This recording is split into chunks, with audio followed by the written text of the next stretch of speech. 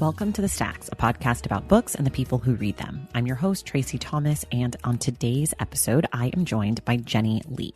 Jenny Lee is the author of Anna Kay, a modern-day retelling of Anna Karenina, and the brand new sequel to Anna Kay entitled Anna Kay Away. On today's episode, we talk about pandemic brain, we talk about the challenges of modernizing a classic, and of course, we talk about Jenny's favorite books. Jenny will be back the last week of May to discuss Anna Karenina by Leo Tolstoy for the Stacks Book Club on Wednesday, May 26th. If you haven't donated to Million Book Project yet, it's not too late. We are still trying to raise $50,000 and we are very close to hitting our goal. The fundraiser ends on Thursday, May 7th. So if you can, please click the link in the show notes and donate to Million Book Project as they bring books and libraries into prisons to counteract what prison does to the human spirit. If you love this podcast and want inside access, book conversations, discounts on merch, and a lot more Stacks goodness, please consider joining the Stacks Pack on Patreon. For your monthly contribution, you get to join a community of book lovers and get to know that you're helping make this podcast possible. If this sounds like you, please head to patreon.com/thestacks. I want to give a special thank you to some of the newest members of the Stacks Pack. Janice Goff, Nicole Crozier, Stephanie Williams, Elizabeth Venture, Amy Irvin, Julie, Susan Howard, Amanda Heesh, Faith Park Dodge, and Amanda Bernardi. Thank you all so much for helping to make the Stacks a reality every single week. Okay, you've been patient. Now it's time for my conversation with Jenny Lee.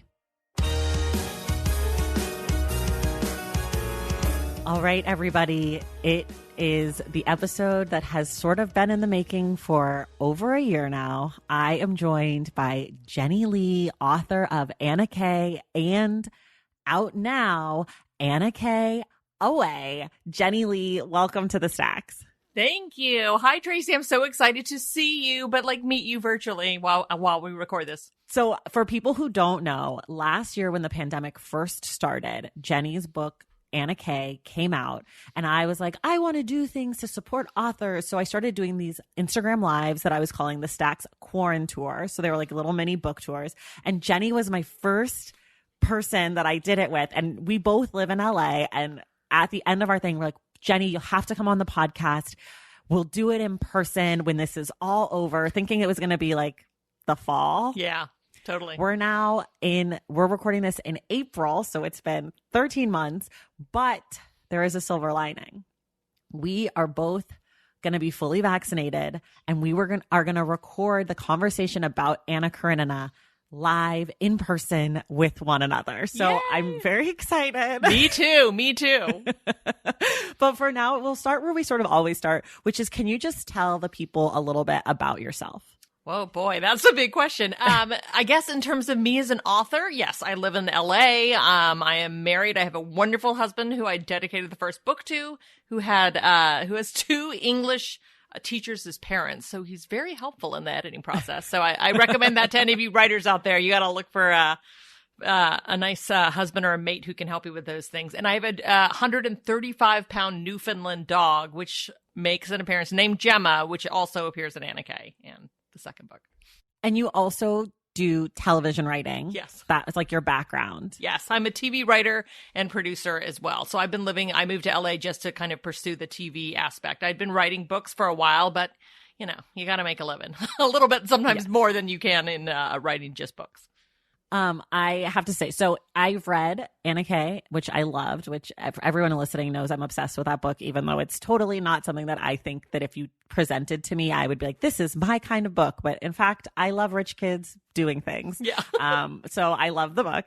And in Anna Kay Away, you have sort of, the thing I love about your work is that you always have like little Easter eggs, like about your life. Like Gemma makes an appearance. I think fellow bookstagrammer Jordy sort of makes an appearance in Anna Kay Away. Right. And then also, I think you wrote for Zendaya's TV show when she was a little girl. I did. And she makes an appearance in Anna Kay Away too. So I sort of love that. And funny story, Zendaya's father was my PE teacher in middle school. No way. I knew her when she was like 2 years old. I've known her father for years and years and years, but it's every time I see her, I'm like, I can't believe she's like 10 years younger than me. So she was 2 when I was in middle school. I can't believe it either. I mean, she was 15 years old when she started Shake It Up, and that was her very first TV show. And then to see her, like, watch her career explode, it's incredible to see. It's incredible. Amazing. Yes. And she also, at 15, she wasn't as tall as she is now, but we saw in that first year, I saw her, she wasn't my height because I'm only 5'4" then, but she was already taller than me, but she really shot up in that 1 year. We were like, oh my gosh. So suddenly she's taller than everybody. Well, both her parents are super tall. So tall, yes. So tall. I mean, she comes by the height, honestly, for sure. Not that this is a Zendaya like fan club, but it sort of is, at least for me. Yeah. Okay, so for people who don't know, Anna Kay was a adaptation of Leo Tolstoy's Anna Karenina, which is our book club pick for May. So everyone read up. You can do it. We've done it. You can do it. But I want to know I want to know how you came to this idea of adapting this classic, sort of why, and then how you decided where you were going to place the characters in this modern retelling, like teenagers in New York, how you like do that process. It was sort of, I'm going to tell you, it was a very organic thing because I have to say that it was my young adult debut novel, Anna Kay. So I'd never written young adult before. I mean, I obviously had read certain ones that like, John Green, The Fault of Our Stars, The Hunger Games, etc., that were young adult, but I can't say that I was like a big young adult person reader in general. So I have always loved Anna Karenina, the book. I read that when I was 15 years old and was like grounded in high school. It's another story. And my older sister, who was at Brown, was taking Russian literature, and she had sent me a copy of the book and was like, you have time because you're grounded. Read this. And I'm like, yeah, no, thank you. 800-page novel. And then I was desperate and I read it and I was like, oh my God, I was obsessed. I loved the book. And then I have since read it almost every decade again. And it's so different every like stage of your life. Because as a teenager, I certainly skipped some of the slower parts and was like really obsessed with the doomed love affair between Anna and Vronsky. Like that was my favorite part. So the retelling wise is that I've always loved seeing film adaptations of books. And so I've seen every single Anna Karenina adaptation. So in How many are there? There's a lot. Vivian Leigh plays her. Yeah, there's a lot. That's like black and white. They've done like a Russian version. There was like a Russian TV show. So I've always tried to look for some. Okay. In 2012, I was in New York City at Christmas time, and my mom was there with me, and I was divorced from my first marriage, and it was just the two of us. And so I was like, oh my God, we need activities. And Anna Karenina was playing at the Ziegfeld Theater, which is sadly no longer there. Oh my gosh. Yeah. And we saw it on Christmas Day. So it was just like this, like, such a great adaptation to see. I mean, I didn't love the total movie, but I love Keira Knightley. I love the clothes. I love the jewelry. I loved that their relationship and chemistry was great on screen. And so afterwards, my mom had read Anna Karenina as well, but she'd read it actually in Korean. Like, my mom is actually a really great reader and like has read lots of classics. But usually she has to read them in Korean, and sometimes she can read them also in American, but it's tricky. So we kind of we just got into a really long conversation about how sad it was of, Anna's like, what happened to her? You make one mistake. And coming from my mom and I are very different generationally and like opinion wise about gender and everything in every direction. But it was sort of interesting where my mom was talking about Korea and how it kind of is still sort of, it's not the Russian 1800s, but it's very a male patriarchal society where I have always been very independent and very like female forward and like a feminist myself. So we just had very different takes about like the tragedy of it all. And then I was thinking though, in talking about it with her, it really is a story about people's first experiences with love. And like what it does if you look at it through all the characters' lens. And I was thinking, I don't know, it just popped in my head. I was like, oh, if you did this in a modern day adaptation, probably have to be teenagers. Because a lot of people like have their first experience of love or what they even think is love, even if it's doesn't turn out to be so, in high school. Right. And so, go ahead. No, I was just going to say that's so interesting because my next question was going to be, what do you think we gain or lose from them being teenagers? Because in the original, they're adults. Right. And so there's like different stakes. I mean, we're not going to spoil the book, but just this happens early, is that Anna has a child, right, which in your version, obviously, she does not have a child. So like that was one of the things I was like, I wonder what we gain and lose in this conversation with teenagers. I know. I decided to pick teenagers because one of the big things was, I mean, I really did have a whole like, who am I to think I can... It's never a rewrite of Tolstoy. It was basically an adaptation. So I felt like a lot of weirdness about that anyway. It just was one of these like random ideas. I ended up having in the middle of the night at the hotel, I couldn't sleep, and I went down to the lobby because I'm sharing a room with my mom. And I was sitting there and thinking about like the movie and everything. I was like, oh, if it was a YA adaptation, what also popped in my head, I was like, oh my God, New York would be perfect, right? Because you could see New York City, and then obviously you need the train, which we'll get into in the next, what it means in the other podcast. But I was like, oh my God, you could do Greenwich, Connecticut as St. Petersburg, and then Moscow could be New York City with Metro North. And it just kind of all came at once. My book agent, like literally right then, was like, what do you think about like a YA retelling of Anna Karenina? And she was like, she'd write me back immediately. It was the middle of the night, but 2 days later, she was like, it's a brilliant idea. Write it now. And that was 2012 though. And I tried a couple times, but I was in LA working on TV shows. I didn't have much free time and I couldn't figure out how to do it like structurally. So I don't know. I figured it out in early 2018. And that's when I wrote it finally. So I was like, maybe it was marinating for like 5 years. So who knows? Oh my gosh. I didn't realize that the idea came so far before the actual writing of it. That's so interesting. Was there something that happened that made you be able to write it? Like, I mean, after kind of playing with it for 6 years, was there like an inciting incident or like you watched the movie again or something? The inciting incident was so, I don't know, it's so crazy to me, like even thinking about it, because I was like, oh, this is one of those again, like it's marinating and you're ready. I had minor surgery in early 2018 and I was like on bed rest basically. Just for 1 week, I had to be like on bed rest, heavily medicated with Percocet and Soma, which is called the Las Vegas cocktail, which does make an appearance in that book because that's what Alexander's on. And I named it because I found out about it then. I had not watched Game of Thrones because I'm a person who wants to read the book first and then watch things. And so during that week, though, I watched all of Game of Thrones up until the last season because it was the year before that.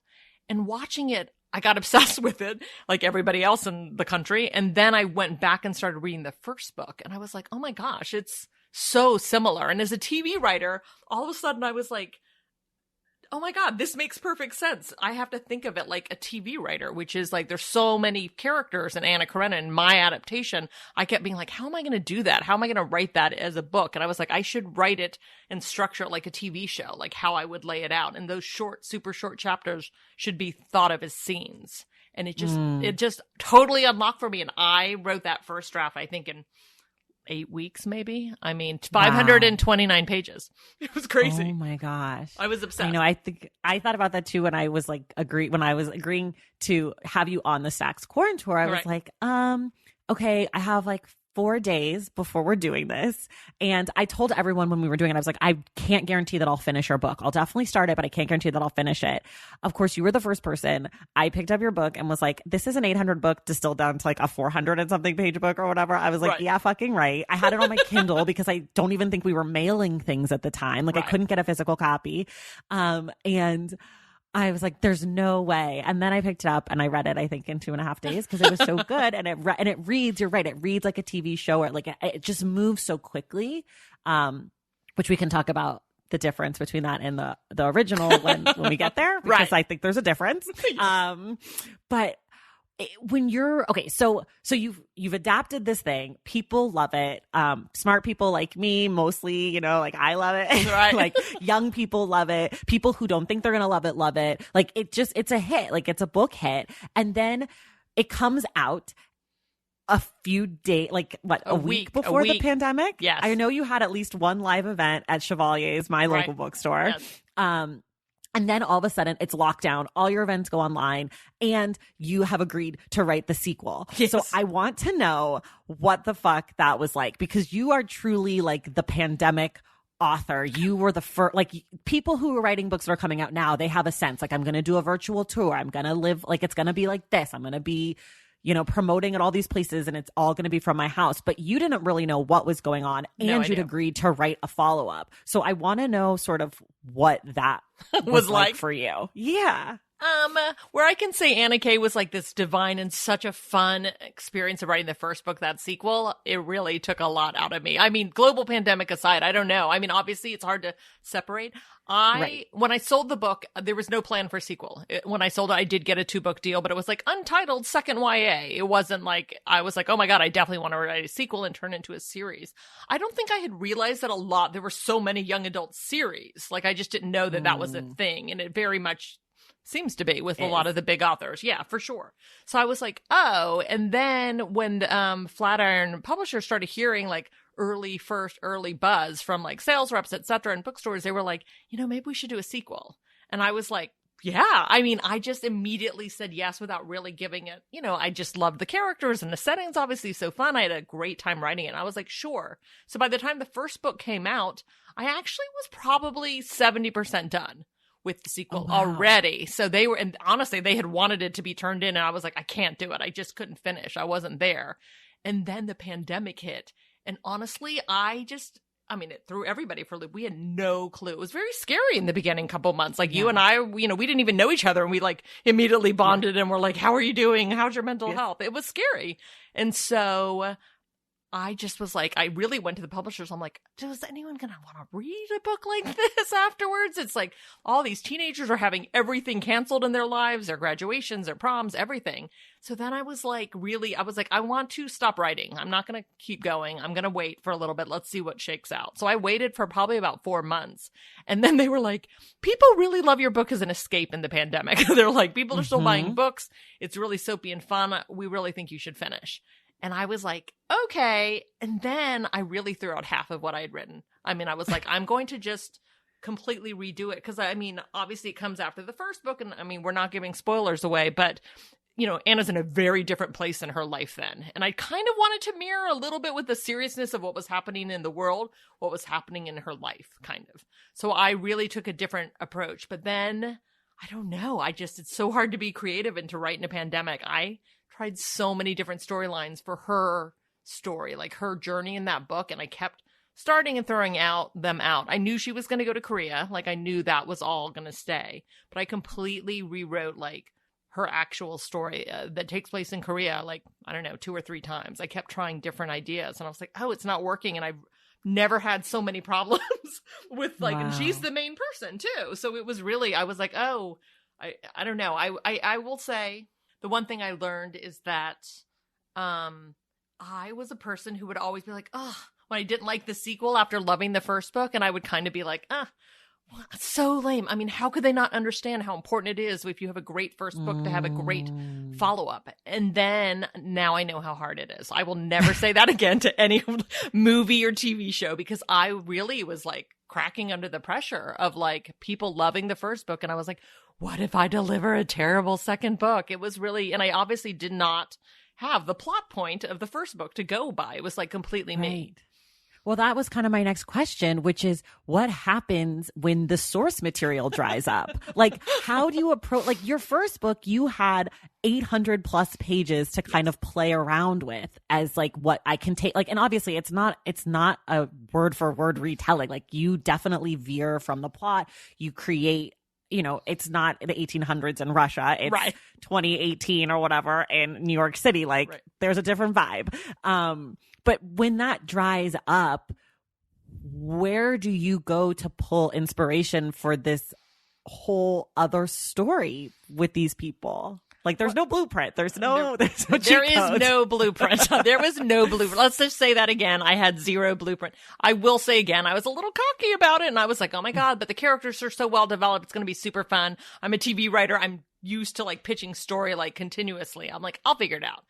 Because I am not really an outliner, which was my big mistake with this book. Cause I was like, I'll just write it on the fly. And that didn't go well. I will outline, I'm promising myself and let it be, this will be the record. If there is a book 3, which I'm hoping there will be, but it's not for sure. I will outline that book.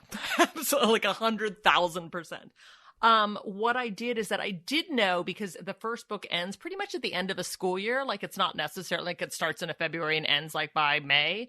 It's a very condensed timeline. I was like, I want to see how rich kids party in the summer. Like, who doesn't want to see that? So I I had that idea early. Like, I always knew I wanted to do like a summer book because I just thought it would be so fun. So I was like, and I was like, oh, well, I know what rich kids do in the summer. They travel abroad. Like, everyone has money and they go places. That was a little tricky though, because what I love about the first book, it's like so of the place. And then like you saw Valentine's Day from everyone's point of view all over the New York City and Greenwich. But here I was like the major holiday of, the summer's 4th of July and she's in Korea. They don't care about 4th of July. So it was tricky for me to like figure out those things. And with like, another character goes to Los Angeles. So everyone's spread out. So I was like, oh, am I losing something by not having them all together? So anyway, it's one of those things where I'm like, it sounds like such a great idea. And then you're like, oh, this is very difficult to figure out how to pull off.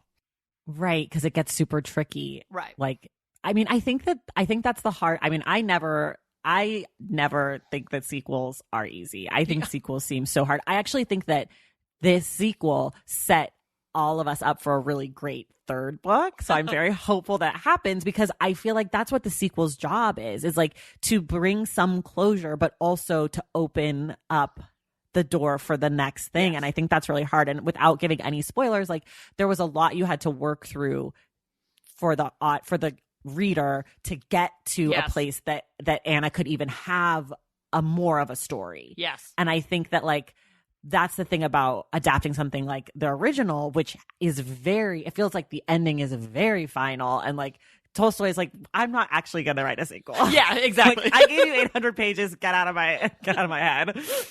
I hope that I'm not stepping out of line asking you about this. I think it's okay. But you and I, as we talked about, we've been messaging for the last year just about our own personal mental health and all this stuff. And one of the things I remember really distinctly and kind of giggling about it, but also being like, I hope she's okay, is that you really didn't like Anna K away at certain points. Oh, yeah. Like you were really not happy with it or feeling very frustrated. And I think there was at least one time where you were like, I hate this book. Yes. Oh. So I'm curious if you talk about working through that because I think you're happy with it now. Yes. Yes. Okay. Did you like it? Not to put you on the spot. I did like it. I definitely, the thing that I missed about it, which is part of the story, is like I missed the fun because of things that happen in the book. We don't get to see that because people are dealing with other things. And so for me as a reader, I just missed the joy of the first book, especially a year into the pandemic, right? Like as a person, but I liked what you did. I liked how you tried to, like, there are definitely those moments. There's some scenes in Soul that are so great. And then we get the parties, which I always loved. And like, there still is the drama, especially in the second half of the book. Right. But in the first half of the book, I struggled as a reader because I was like, I just want them to be rich and happy again. I know. I mean, let me tell you, my that's editors. Not your fault. Right. Like, that's not a criticism of your work. It's actually probably a praise of your work. But as a reader, I was like, can we just like wear fancy clothes and like do drugs again and like make out? Yeah. Like, can I have a love story? Like I miss like there's things that you miss. But again, that's not a fault of you. That's actually probably you staying true to your characters and what they're going through and me just being selfish. No, it's totally, completely legitimate because I was just like spiraling out about that. And my editors completely agree with you. And they were like, oh, the beginning of the book's like, it was way like sadder and mopier and whatever. And then they were like, oh, and I was like, but that's probably the true character arc or emotion. And they're like, yeah, but it's so not fun, which I get. And I understood that at the same time. We were texting during it. I had a terrible time with it. I mean, in terms of like writing books, I think this is my 8th book. Worst experience by far. Like I just was. I mean, obviously it's a global pandemic, so it's hard to separate it out, but I just couldn't figure it out. Like I had like logical problems about, again, like which I talked about, like time zone and everyone spread out. And it was really obviously Anna's story. I mean, she is the title character and I could not figure it out because I just didn't, again, not giving spoilers. I didn't want to, it was hard to figure out what was the best story for her. That was what I really struggled with. I kept changing it over and over and I'd be like, it's just not right. And so we had to delay it. Honestly, the book was supposed to come out in March, I guess. And I just kept being like, it's not ready. I can't do it. And there were a couple times when I was like, I don't know, maybe I tell the publishers that I have to hold and like really rethink it for like a while. Like I just couldn't get it.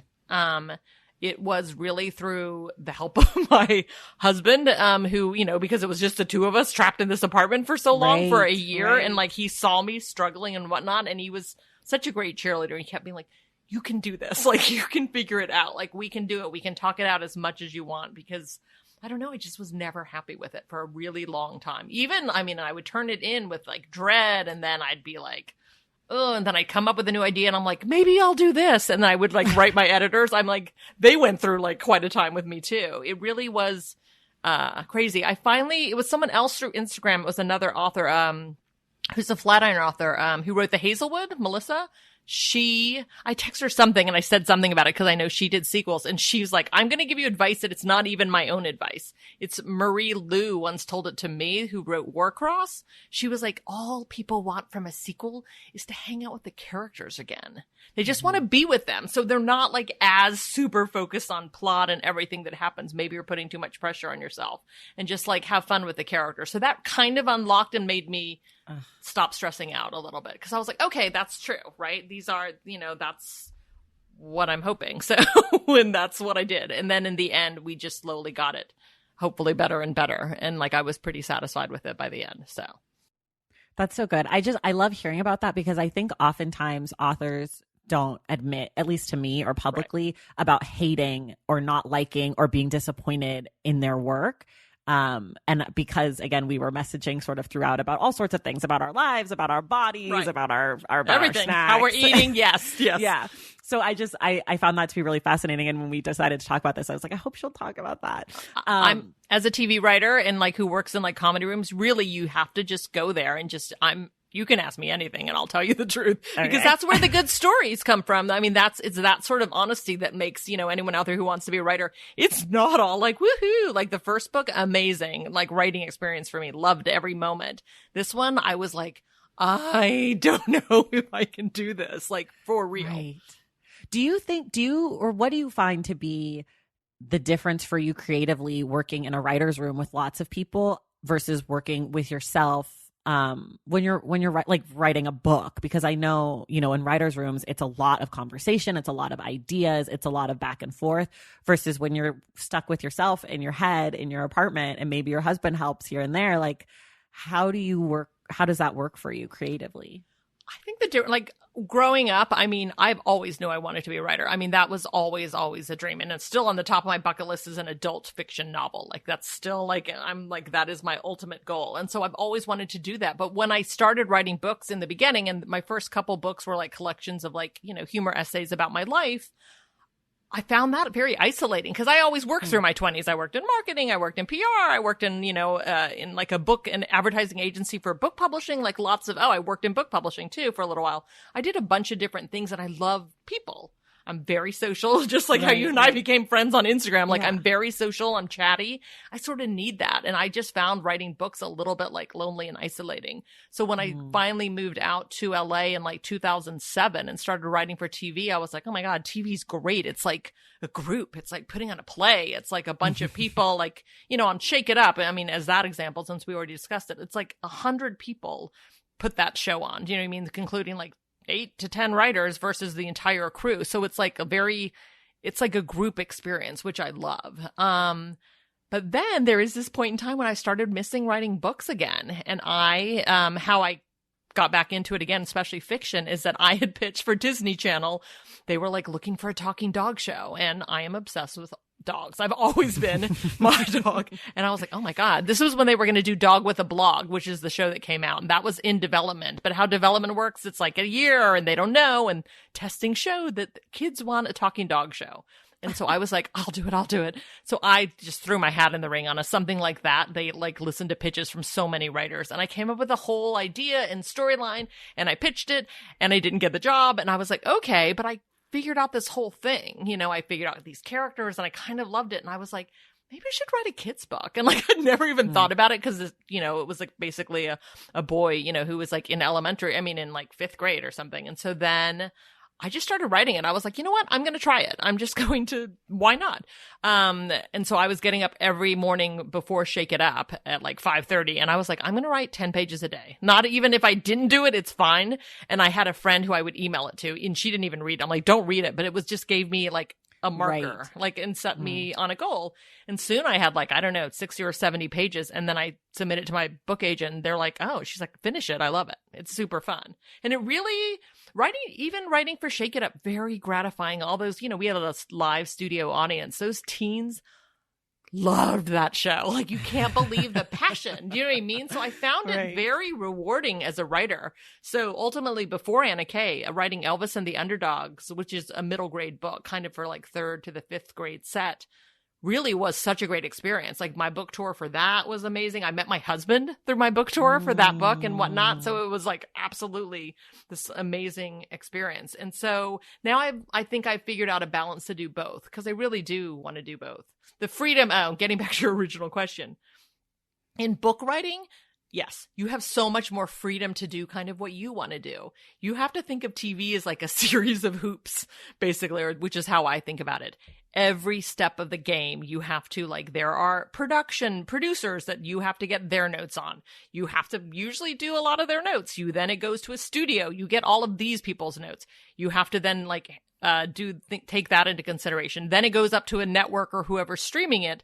You get their notes. So there's so many levels of checks and balances and so many people being like, we think it's this and that, and you do not get free reign at all. Even if you're the creator and showrunner. I mean, you do if you become like a super, like Shonda Rhimes, then you can do whatever you want. But the rest of us don't have that freedom. So it's a nice balance, because I get a lot from the TV writing aspect of my life, but I get, now I get a lot from the book writing too, because it's like, ooh, this is mine.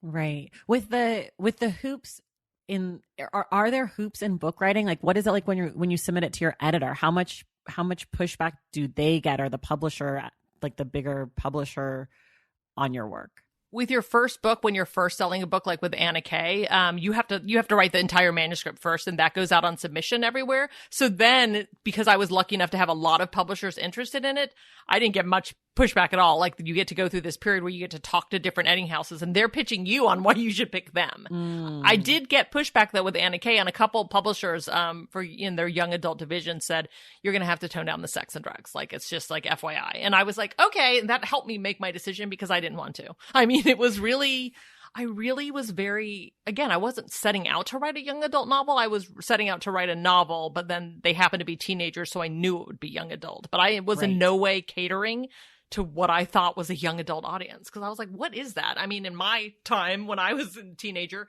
we read everything, and it wasn't, things with teenagers isn't considered young adult, like Catcher in the Rye or To Kill a Mockingbird. They would be young adult novels if they came out right now. Which is like, that's so weird. Isn't that odd? Totally. I know. Every time I have a young adult author on, we always end up going into this conversation about like, what even is young adult? This didn't even exist when we were kids.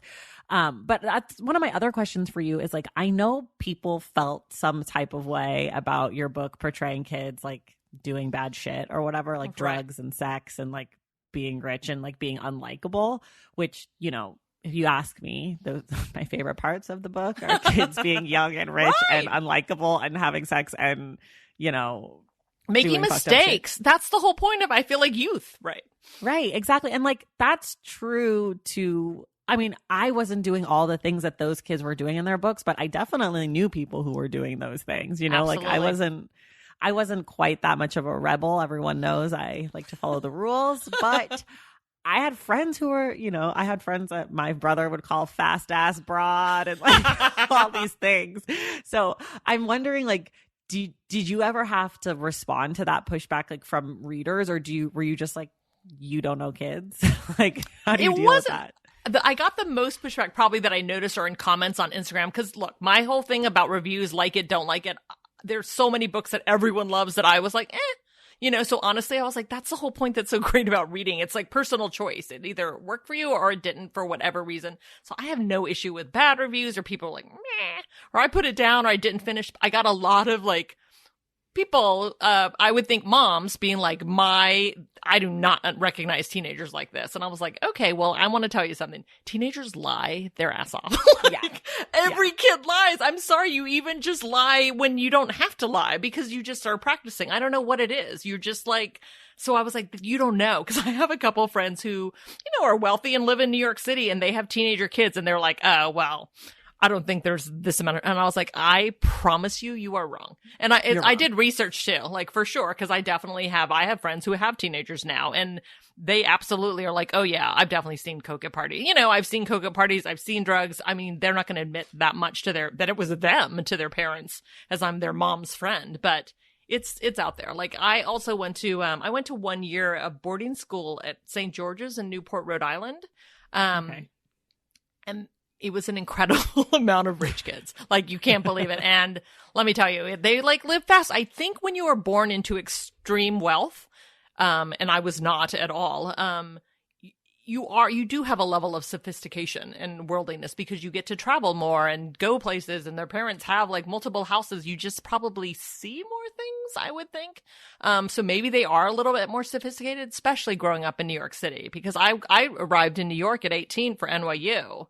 So I was a teenager there, and I was like, seeing teenagers your own age, like dressed in Chanel and driving fancy cars, it's just like otherworldly, the level of what kind of money there is in New York City. Because I grew up in Tennessee, and there's not, even the richest person in town doesn't have like New York City money. You know what I mean? Right. So it's like level. Did we talk about, I went to NYU too. Have we talked about that? No, we haven't. Yeah. I went to NYU too. And I had one of my roommates, junior year, he is from New Jersey, but his family is very wealthy. And I remember he once had a sweater on that he told me how much it cost. And I was like, we're 20. Like I was literally like, how do you have a $2,000 sweater on? Totally. I mean, what is a 2,000? I was like, what is different about your sweater than this sweater that I'm wearing from Urban Outfitters? Right. Like they're the same, except for yours is from Barney's. Right. And costs 15 of my sweaters or whatever. More than that, I'm bad at math. Okay, this is my last sort of Anna K question, which is, do you have any vision of ever adapting another classic? And if so, which one or ones?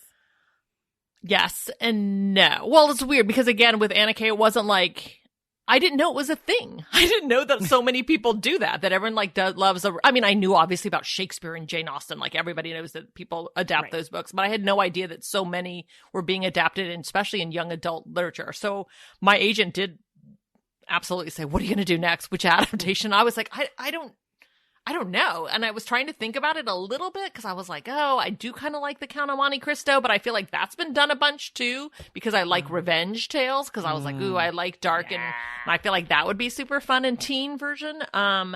There is a D.H. Lawrence book that I remember reading in college called Women in Love, and I was thinking about doing that as well because I was like, oh, it's two sisters, and this is me, and I've been meaning to reread it and I haven't yet. It's two sisters, and one was became artsy. They're both married. They both got married, and one was like artsy and free spirited, and maybe they were like polyamorous in that time, of their lives. And they were artists, and they were bohemian and didn't have kids and partied a lot. And the other was like the traditional, got married to a nice man and had children. And it was like, I have always been obsessed with like the two lives your path, the two paths your life could go, because I don't have children. So I have a very different life from a lot of my friends that do.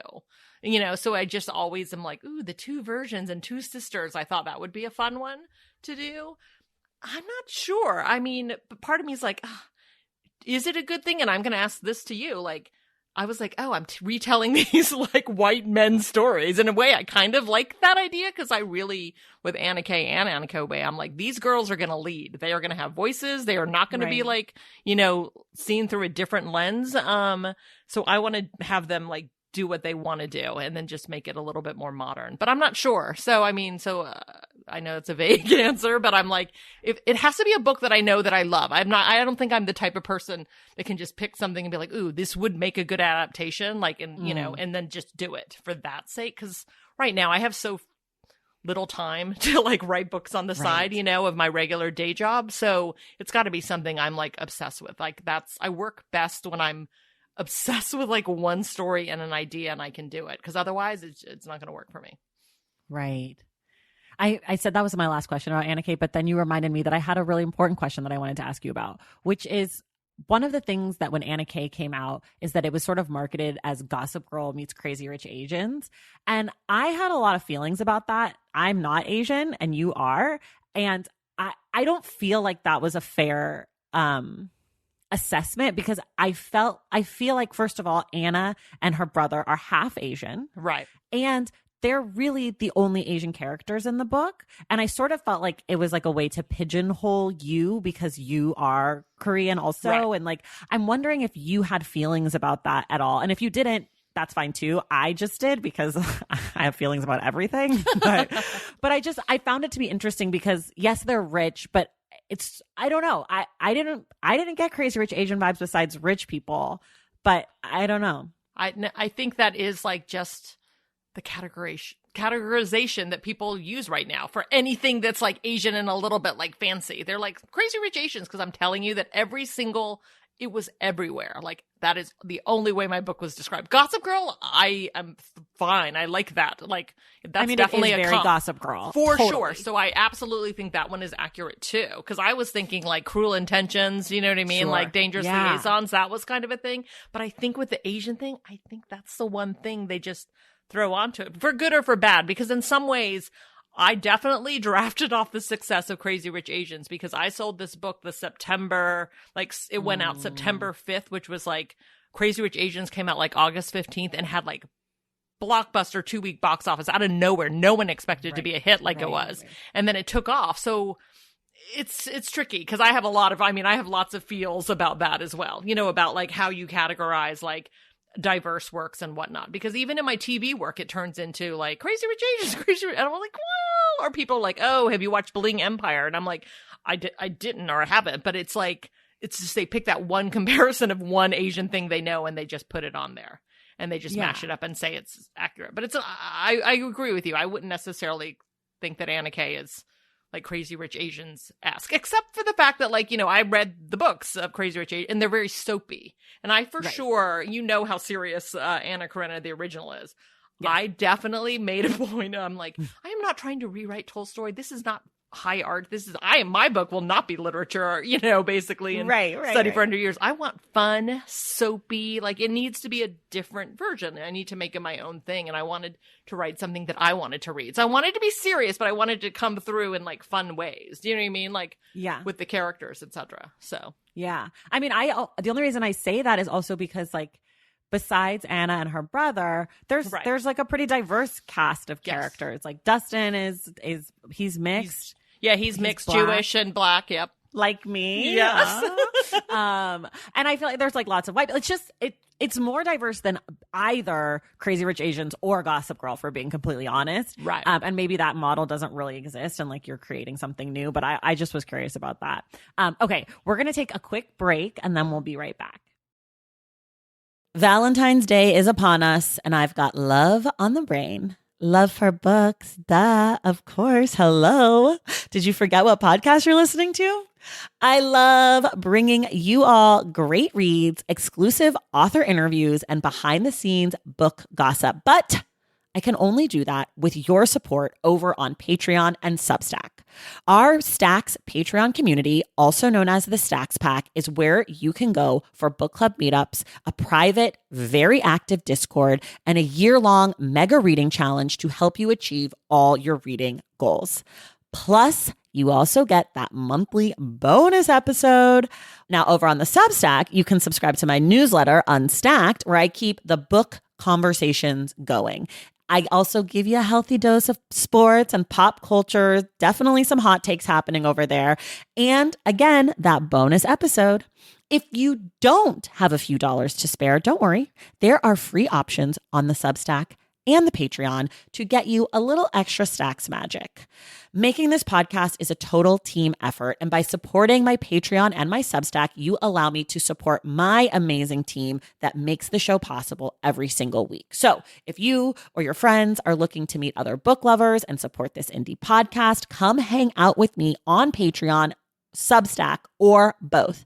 I would love to have you. And since we're talking about love, you can gift subscriptions to the Patreon and the Substack for that special reader in your life. For the Stacks Pack, head to patreon.com/thestacks. And for the newsletter, head to tracythomas.substack.com. And also, there are links to both in the show notes. Okay, see you in the Stacks. Okay, so the thing that we always do on the show is called Ask the Stacks. And I have not prepped you for this. So this is my surprise. Someone has written in asking us for a book recommendation. So I'm going to read what they wrote, and then you're going to give me just at least one, but you could do multiple titles of books that you think they might like. So this comes from Abby W. And Abby says, as I'm sure is true for many people, the pandemic has made me feel quite isolated and lonely. While I'm thankful to be healthy and to live with my partner, I don't live near my family or any close friends, and it's just taken a bit of a toll on my mental health lately. I'm seeking a book that makes me feel a sense of connection and belonging and/or helps me feel more grounded in who I am. I love books that feel like a punch in the gut and that make me think long and hard about life. And then here are some books that Abby says that she liked. And I did not plant this. She says she liked Anna Kay. Cast by Isabel Wilkerson. Maybe You Should Talk to Someone by Lori Gottlieb, Tiny Beautiful Things by Cheryl Strayed, Such a Fun Age by Kylie Reed, and a bunch more. So I'll go first and I'll give her 3 recommendations so you have time to think. Okay. Abby, you presented me a lot of different books, so I kind of am giving you a range. The first one, which really goes deep into the gut punch, is A Little Life by Hanya Yanagihara. That one is maybe not going to help you if you're feeling on the depressed side, but if you're looking for a book that's going to make you feel connected to characters and make you feel a gut punch, this is the one for you. It is very sad. I'm just warning you, but it's also long. So if you're looking for something to kind of live in, this is a good one. My second one is a book that a lot of people know that I love. It's an essay collection called The Reckonings by Lacey M. Johnson. These essays are all about justice and joy. They're about the ways that we can find justice in life. So some essays are about children with cancer. Some essays are about Hurricane Harvey, as Lacey is from Houston. It's one of my favorite essay collections, and this is sort of leaning into a sense of connection and feeling like our obligations to one another. And then my last option is a super backlist book. I don't think I've ever talked about it on here, but I loved it. It's called My Own Country by Abraham Verghese, and he wrote Cutting for Stone, and it's his memoir about his life in his post. So he was as a doctor in med school. After med school, you go and you do your residency, and he went to rural, I believe, Tennessee, but I'm not positive. Yes. Right at the start of the AIDS pandemic. And he was an infectious disease doctor. So he was dealing with people who were not in New York City, not in LA, not in San Francisco, many of whom were not homosexual at the beginning of the AIDS crisis, who had AIDS. And he was dealing with being a brown person. He's Southeast Asian. He was dealing with the racism and the confusion and the fact that, heterosexual women who were married were coming down with AIDS, and like, what is that? And what's wrong with me? And what does this look like? And it's just a very interesting book that will certainly make you think long and hard about life. So those are my recs. Jenny, what do you have for Abby? One quick thing about Abraham Verghese. I worked for Mary Evans, his literary agent, when that book sold. And so really? I had talked to him on the phone. Yeah, he's such a great guy, so smart and interesting. And I mean, that was all I wanted. And he also wrote Cutting for Stone, which also is a good recommendation too. Another great book. Let's see. For my recommendations, one of the books that this is definitely an old book, and I don't know if you're into short stories, but I am a big short story person. And one thing I was thinking, given that you're like, oh, I want this connection, some short story collections, it's like reading a bunch of stories of slices of life. So it's like, oh, maybe that would be like, restorative for you. There is a collection called Come to Me by Amy Bloom that came out in the 90s that I read in college. I reread it, I don't know, every couple years. It is brilliant. It was nominated for like the Pulitzer Prize or the National Book Award, which is very rare for a collection of short stories. But there's a couple interconnected short stories in there, so I feel like that would be a good one. Jennifer Egan, Welcome to the Goon Squad. I just thought that was such a social sort of book, and it kind of reminds me of like, some friends bopping around. And that's, I think, also kind of a weird collection, but of connected character short stories. And I just liked that in the sense that there was a lot of the stuff in LA about like bopping around to nightclubs. So I feel like you want escapism during this time, that maybe that might be a fun one. Those are good. Yeah. How about that? Those are great. Is that good? Those okay, good. Good. Anyone looking for a book recommendation, email askthestacks@thestackspodcast.com. Now, Jenny, it's time for the Stacks questionnaire. We always start here: 2 books you love, 1 book you hate. I know you gave, I just want everyone to know, Tracy sent this to me this morning. So she was like, oops, sorry. And I was like, and I scanned it really quickly. And I was like, it's pandemic brain. I'm telling you, pandemic brain is like so real. And like, whatnot. I can no longer multitask very well. 2 books I love. Lori Moore is probably my favorite author. She's a big short story writer.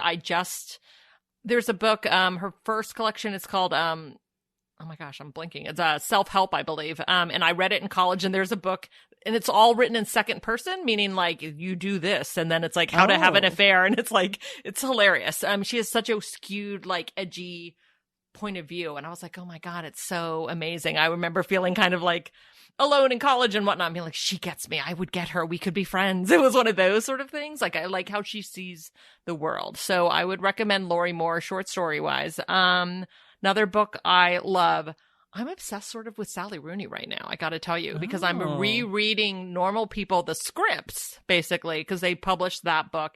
And I really thought Conversations with Friends was like amazingly good for a first novel, because I'm always fascinated about people's first novel, because I still want to write my adult fiction first novel. Right. And I would remember I was on a plane reading the Beyonce issue of Vogue, and there's a huge article about her, and I knew nothing about her. And they were like, she's the Salinger of Snapchat. And I was like, ew, gross. Like, I was like, also like, what does that mean? I know. I was like, it's so like demeaning to her. And I hadn't even read her book yet. It was just like an odd sort of thing, because she was so young when she wrote this book. But when I read it, I mean, of course, I honestly probably could have ordered it then if I had Wi-Fi on the plane. I was like obsessed. I was like, I need to check this book out that everyone's like talking about. And it was great. I was just found it very refreshing. Like that her young people, that it's again, like if they were like high school age going up into college, they just seemed like real people. And it wasn't like young adult-ish, or where they're trying to be like cutesy and love and whatnot. They just kind of like knocked around life and had issues and like grown-up problems. And they just seemed like they were just such great characters. I just found it very surprising and interesting. So I became like a big fan of Sally Rooney. Okay. And what about the book you hate? Oh my gosh, I'm trying to think of the book I hate. I'm really impressed that you're having a hard time thinking of it, because I can think of like 50 books I hate off the top of my head at all times. Give me some books. Like, tell me. Well, I mean, I hate Catcher in the Rye. I hate Great Gatsby, but I want to go back and reread it, because apparently there's this whole theory that that Great Gatsby was Black, and so then that really made me think about wanting to reread it, because then there's this whole thing about like trying to pass and like be, that I'm like, oh, I might actually want to read that, because maybe that's good. Right. So I hate that. I also I hate like every novel that's ever been written, pretty much. I don't really like novels that much. Oh, really? No, not really. I didn't like To Kill a Mockingbird. I don't like most of the classics. I hate The Awakening. Was that by the Chopin sisters or whatever? No. Yeah. With Edna, the character's name is Edna. We had to read that in high school. I hated that. I don't know. I just hate everything. I think everything is like, too much description, not enough plot, too much emotion, not enough like action. I find when people write about feeling, it's really cheapened. I feel like if you just write about the things, let the reader put that other part in. Like, I don't need to know how, like, I don't like to read about feelings. Okay. I think I can add that myself as a human who thinks and feels. I guess when you're talking about classics, oh boy, everyone's supposed to love Faulkner. As I Lay Dying, I remember I had to read it for school. I could not get through it, and I was like, oh my God, if this is what it's like to read, I was like, die already. I sort of remember that sort of aspect, because it was just very stream of conscious. And I think at the time, honestly, it was probably I maybe should give it another chance, but at the time I was just like not into it. It just I couldn't connect with it at all. Same thing with like all those male bastion, Moby Dick and stuff. I was like, oh my God, I have no interest in this type of thing. But one of the classics, I took a class in college called Doris Lessing and George Eliot, who is a woman, but who was picked a name to write under, like a male name, basically. And I really like The Mill on the Floss is like the big one that everyone reads of her. But I like, Middlemarch is the one that everyone liked it. But I like Mill on the Floss because it's like a family story and stuff. Did I answer? Yeah, that counts. That totally counts. Thank you. Thanks. I'm glad. Whatever. Yeah, you're done. You passed the test. Okay. Yay. Thanks. Have a nice day. No, just kidding. Okay. What's the last really just great book you've read? When I'm writing a book, which I was honestly, the last edits of Anna K. Away went in and January. So FYI, Wow. it's coming out. It was that fast. I was tweaking till the end. I don't read that much except for like things. I definitely don't read YA. I don't read whatever I'm working in. Maybe I'll read like a thriller here and there or like some sort of genre thing. I just don't have the time or my brain. I just like pass out and basically go to sleep. So I usually read at night. I have to say I read Anxious People by Frederick Bachman, who wrote The Man Called Ove. I was like, I'm not sure. I never read A Man Called Ove. I think I bought it on my Kindle, but I never read it. And I was like, all right, I'm going to check this book out because of anxious people and whatnot. And I will say, I found I'm going to say this is what I would recommend now because I was really surprised as a writer reading this book in the beginning. It just sort of seems like not light, but just like, oh, it's just a bunch of cast of characters who kind of show up at this open house and they all kind of get pulled in together. And I was reading it on the treadmill as I was walking to make myself do it every day. And he brings you in deeper and deeper into these people's lives in a way that just kind of crept up on me. And I started crying on the treadmill. I might have been a PMSing too. I will admit that. But somewhere towards the end, it was also the pandemic and talking about connection and the goodness, finding the goodness in strangers, which I'm a big believer in the kindness of strangers from Tennessee Williams that like, I don't know. All of a sudden I was very moved and I was like, oh my God, and I'm not the girl who's like, cries that often, honestly, especially in books lately. And I have to say, I was like kind of like really moved to tears from that. So I was like, wow, this is, I don't know. Because in general, it's not a book I would have ever really normally picked up. I just kind of like, Don't you love that when a book that you're not expecting really like nails it for you? Yes. It's the best because I also hate having expectations. And so because they're never met, I have very high expectations or rarely met. But when I have no expectations and then a book just like blows my mind, like that's how I felt about Anna Kay. Like I was like, I have very low expectations. This is not my thing. And then I read it and I have not stopped talking about it pretty much for the last year and change. Like I just was like, this is so great. This is like such a treat. And I, like emotions and all those things. But what are you reading right now? What am I reading right now? It's funny. I was like, I bet she's going to ask this. I'm going to pull like a couple books that like are on my nightstand. I'm reading that Sanjay Gupta, like, is it How to Improve Your Brain? It's the brain book. Yeah. Whatever that's, yeah. So I'm reading that. I'll link to everything in the show notes with the title. So if you're like, what is she talking about? It'll be there, people. Don't worry. I'm not a big nonfiction reader. I just don't read that much nonfiction in general because I was like, life's too short. I have stacks and stacks of books, speaking of the stacks, all over my house because I always buy books that I like want to read and I just don't have enough time. So that I heard him on a podcast and I was like, he sounds smart. And my brother's an MD PhD and he just weirdly reminded me of my brother about how he's so logical, but like accessible. And I was like, boom. So I started reading that because I was worried about my brain in the pandemic turning to mush. I said I was reading the Normal People scripts, but that's for like my TV work. And I just thought that show was phenomenal. I am reading How to Speak K-Pop for a project as research. Ooh. Honestly, I did a lot of research for Anna Kay in the Korean part because honestly, I went to Korea when I was 8. I haven't been 8 for many, many, many decades, basically, I feel like. So honestly, I really had to do a huge amount of research for that book because I want it to be like modern Korea now, not from the stories that I heard. Right. And the top of my book read that I think I might be able to start today is that book Legendborn, because I brought that up to you.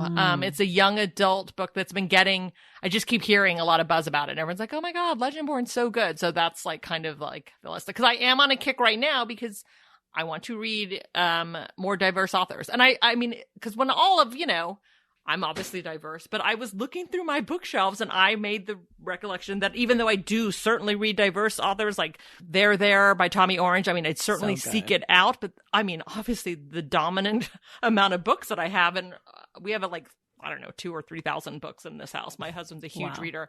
We, a lot of white people. So I was like, I want to change that. So I'm really on a kick of buying. I also feel like it's a lot harder to read like a diverse range of authors because publishing publishes so many books by white people. Yes. Like it's like I the opposite of you. I love nonfiction, and so much nonfiction that's not memoir is written by white men.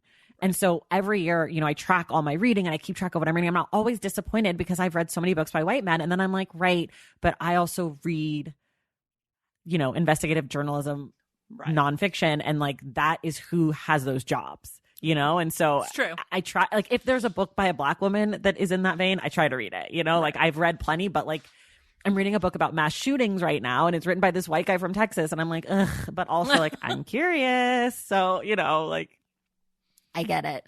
What are some books that you're looking forward to reading? Usually I'm very good with keeping super track of like what movies are coming out, what books are coming out. Speaking of Sally Rooney and my current obsession, she has a new book coming out from the fall. I'm like, what is this woman doing? Because she worked on TV show. She were on the TV shows. They're adapting Conversations with Friends now with Taylor Swift's boyfriend, Joe Alwyn is going to to be in it. And I don't know who that is. Oh, it's Taylor Swift's boyfriend that everyone's like, they're secretly engaged. I follow a lot of teen gossip, FYI, so this is I not know my all of beat. that stuff. Yeah, you're like, don't know about who that Taylor is. Swift is actively not my beat. Oh, okay. So I'm waiting for that book. It's like the book that I'll like ask for a galley from my book agent because I try not to bother her about such things. I'm like, can you give me an early copy of this? What is another book I'm looking forward to coming out? I know all the big books come out in like summer and September. I couldn't really tell you what's coming out. It's so okay. I don't know. That's fine. That's fine. It could be something that you've had on your bookshelves too, like just something that you just keep wanting, like something that you've been meaning to read. I when we talk about books I kind of like to hate read like when celebrities write novels. Do you know what I mean? Like Ethan Hawke had a new book, and I read his first one, and I was working in book publishing, and when his first novel came out, and I did a reading series with my best friend on Avenue A in New York City at the Limbo Cafe, and like he came in, everybody it was like just packed thing, and I was like, meh. I don't know why. If ever there's something I hate read, it's always that, because I have David Duchovny's book, who I do like in some of his work, and I was like, and I've noticed that he keeps trying to write novels and that he's very serious about it, and I heard he's very smart, but I'm still always a little skeptical about people like that. But then I read an article about this one that said he's getting better. So I was like, good for him that he's actually trying. Yeah, he's actually really takes this very seriously. So I was like, all right. So I have that book that it's like, I'm kind of like, I have curiosity about things like that sometimes. Okay. I always read first novels. Like I love people's first attempt because it's like, hey, kudos to you for writing an adult fiction novel, for sure. Do you have any favorite first novels besides Conversation with Friends? The Secret History, I guess, by Donna Tartt was like, I was like, oh my God, this is the first novel. I think she wrote it in 8 years, so that makes me feel better.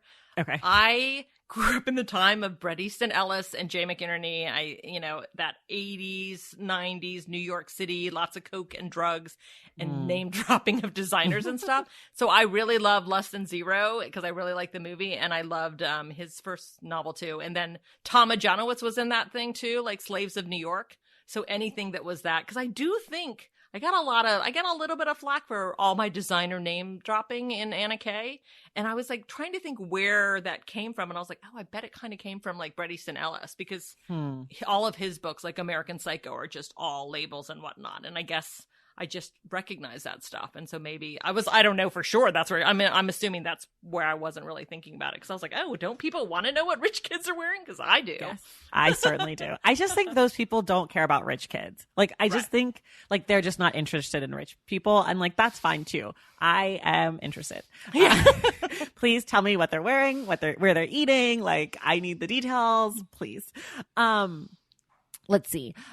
So you said you have like 2,000 to 3,000 books in your house. How do you all organize your books, or do you? We absolutely organize our books. My husband does that. He is far more organized than I am. When he moved in, I already had these crazy bookshelves. It's my favorite piece of furniture, these Restoration Hardware. They're like 9 feet long. It's 3 like library shelves, steel books where you stand on a ledge. There's no ladder. I wanted the ladder, like the Beauty and the Beast ladder, but it doesn't have that. But you can like have to step on a thing to reach the high shelves. Oh my gosh. All my books were just not in any order at all. And he was like, I cannot believe you're like living like a library animal. Like you read, but you're like, it's like not fully formed. Like, what is this? How can you find anything? And I'm like, So now he does it by, section. Like there's like the short story section. There's like graphic novel. There's a whole young adult section. There is like his sort of shelf of favorite book. My shelf, it's all male, and then mine is like all female. It's sort of funny. And he kind of arranges that way, but he kind of displays books and faces them out like it's basically a bookstore. And he will periodically like move things around. So the only problem with that is I'm like, I have to ask him when I can't find a book. I'm like, I know I have this book. I don't know what section it is. I don't know where Can you make a card catalog? Yes. That's how it's arranged. Are there any books that you're embarrassed about never having read? I mean, in terms of Tolstoy, I've never read War and Peace. I tried a couple times and I could not get through it. Because when I first started thinking about Anna writing the sequel, I was like, should I base it on another book by Tolstoy or someone else and follow that model? I was like, would that be interesting or would that be like cheaty weird? So I mean, I really went through the gauntlet trying to figure out like what the best way to structure it. So I'd never read War and Peace, and I keep thinking, and then I saw I think the Comet of Something, that Broadway musical with Josh Groban, was based on that. And I didn't like that musical. So I was like, oh, okay. So now maybe it's the story. It's not for you. Yeah, exactly. Other classics.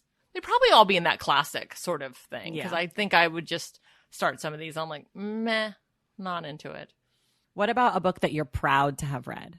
When I was working in book publishing, Infinite Jest came out, that David Foster Wallace, 1,000 million page book.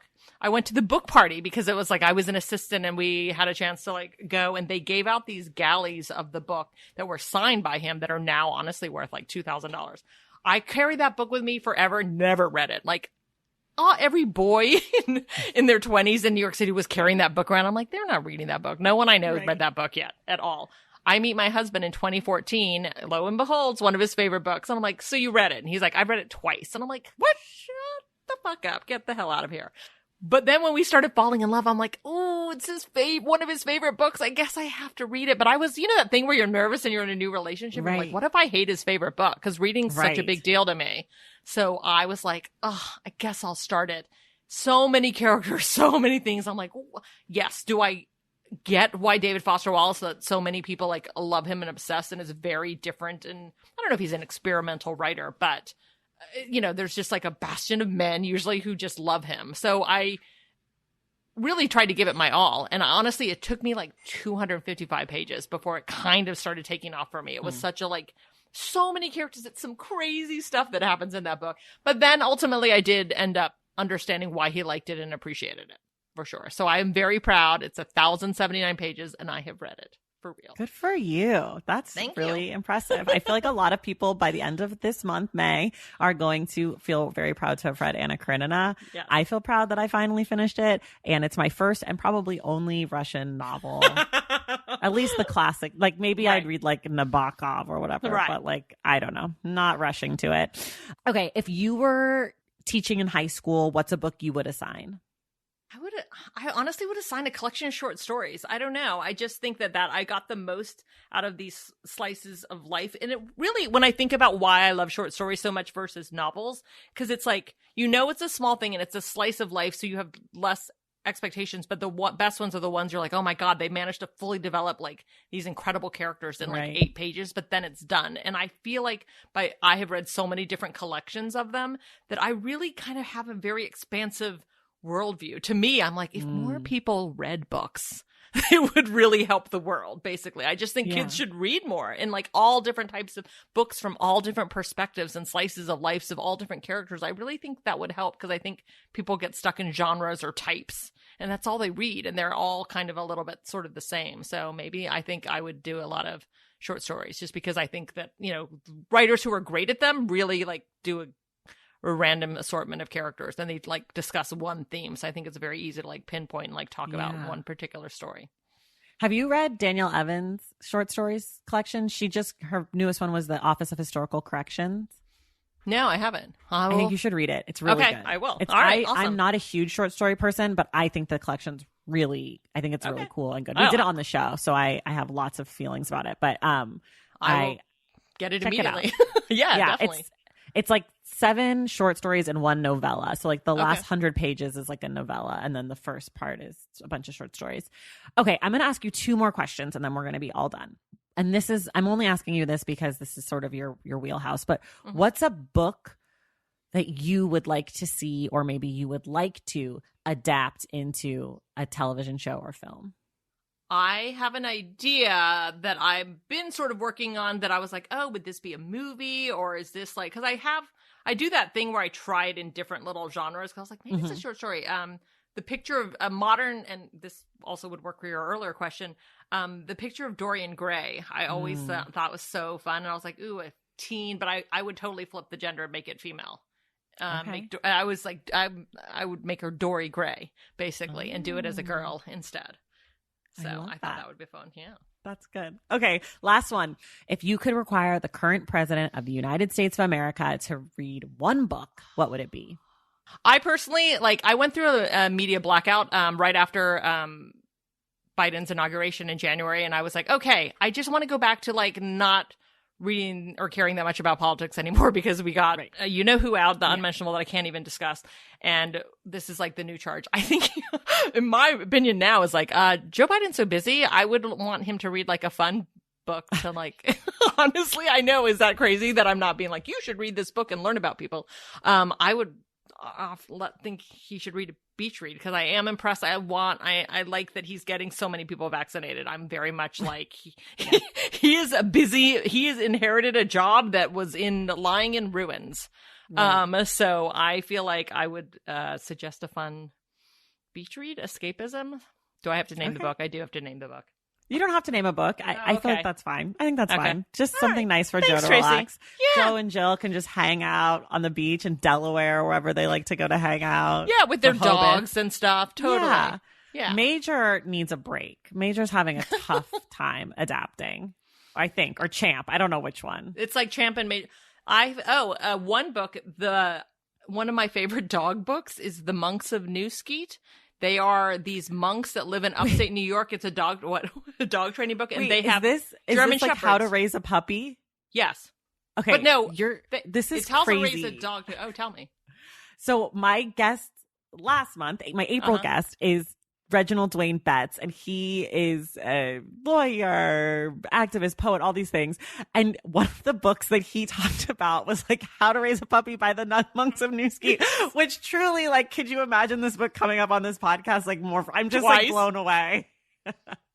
It is. I feel like their original book might have been How to Raise a Good Dog, and the puppy is their new one, sort of. But it might be. I don't know. I could be completely wrong. I have no idea. Yeah, I definitely have a copy, but it's funny, and because I think of them because they are German Shepherds, and I was seriously, after I read it, I was I want a German Shepherd that was bred by these monks. Just so I can say that. It's such a weird, bizarre thing. It's so weird. I feel like maybe they need to volunteer their help for Champ and Major. To help them I understand it's stressful. You just moved into this new house. There's all these people around. They're getting near you. I would bite too. They're dogs. Right. Yeah. That's what they do. They're stressed out and And they're rescue dogs, right? Don't they rescue their dogs? I believe they're rescue dogs. Yeah. That adds a little extra element. Another element.